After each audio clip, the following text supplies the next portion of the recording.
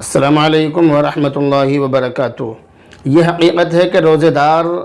روزے کی حالت میں چاہے کتنا ہی اہتمام اور کوشش کر لے مگر اس سے روزے میں کچھ نہ کچھ غلطیاں سرزد ہو ہی جاتی ہیں۔ چنانچہ روزے میں جو غلطیاں سرزد ہوتی ہیں ان کی معافی تلافی کے لیے صدقہ فطر ادا کیا جاتا ہے، جبکہ ابو داؤد شریف اور ابن ماجہ شریف میں حضرت عبداللہ بن عباس رضی اللہ تعالی عنہما سے مروی یہ حدیث ہے، اس کے اندر صدقہ فطر ادا کرنے کے دو مقاصد بیان فرمائے ہیں۔ پہلا مقصد یہ ہے کہ روزہ رکھنے میں جو کمی کوتاہیاں ہو جاتی ہیں صدقہ فطر ادا کرنے سے ان کی تلافی ہو جاتی ہے،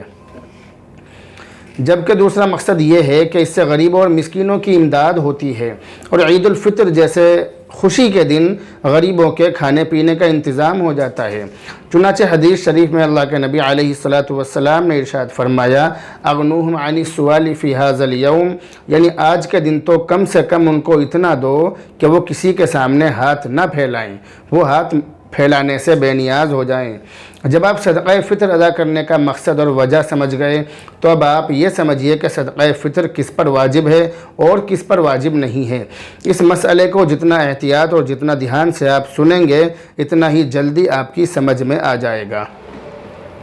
چنانچہ لوگ یہ سمجھتے ہیں کہ جس کے اوپر زکوٰۃ فرض ہے فطرہ بھی اسی پر واجب ہے، جبکہ حقیقت یہ ہے کہ اگر زکوٰۃ 60% مسلمانوں پر فرض ہے تو صدقہ فطر بھی تقریباً 80 یا 85% مسلمانوں پر واجب ہے۔ یعنی ہم یہ کہہ سکتے ہیں کہ زکوٰۃ کم لوگوں پر فرض ہے جبکہ فطرہ زیادہ لوگوں پر واجب ہوتا ہے،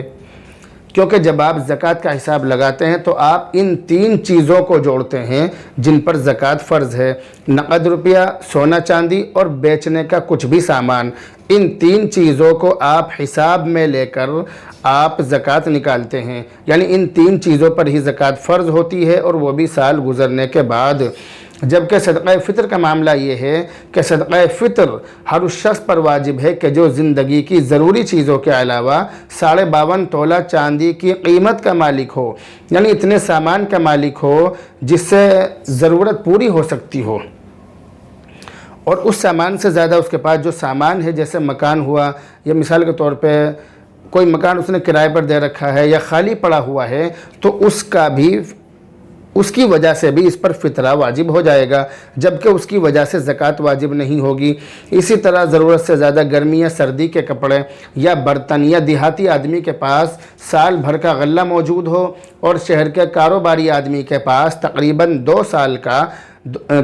2 مہینے کا راشن موجود ہو، تو 1 مہینے کا راشن تو ضرورت میں داخل ہے جبکہ دوسرے مہینے کا راشن ضرورت سے زیادہ شمار کیا جائے گا۔ یعنی یہ جتنی چیزیں میں نے آپ کو بتلائی ہیں، اگر ان میں سے کسی بھی چیز کی قیمت نصاب کو پہنچ جائے، نصاب کو پہنچنے کا مطلب یہ ہے کہ 52.5 تولہ چاندی کی قیمت کو پہنچ جائے، اور آج جب میں آپ کے روبرو ہوا ہوں تو 52.5 تولہ چاندی ہمارے یہاں تقریباً 35,000 روپے کی آ رہی ہے، تو اگر 52.5 تولہ چاندی کی قیمت کو ان تمام سامانوں کی قیمت پہنچ جائے جو سامان ضرورت سے زیادہ ہیں، جیسے گھر کے برتن یا گھر کے اندر ضرورت سے زیادہ گاڑی، ضرورت سے زیادہ کپڑے یا ضرورت سے زیادہ مکان، یعنی کچھ بھی چیز ضرورت سے زیادہ ہو، تو وہ تمام چیزیں فطرے کے حساب میں لے کر 52.5 تولہ چاندی کی قیمت کو اگر ان کی قیمت پہنچ رہی ہے تو ایسے آدمی پر فطرہ واجب ہو جاتا ہے۔ امید ہے کہ آپ یہ مسئلہ بہت اچھی طرح سمجھ گئے ہوں گے۔ اگر آپ اب بھی نہ سمجھے ہوں تو آپ مجھ سے کمنٹ باکس میں معلوم کر سکتے ہیں۔ دعاؤں میں یاد رکھیں۔ السلام علیکم ورحمۃ اللہ وبرکاتہ۔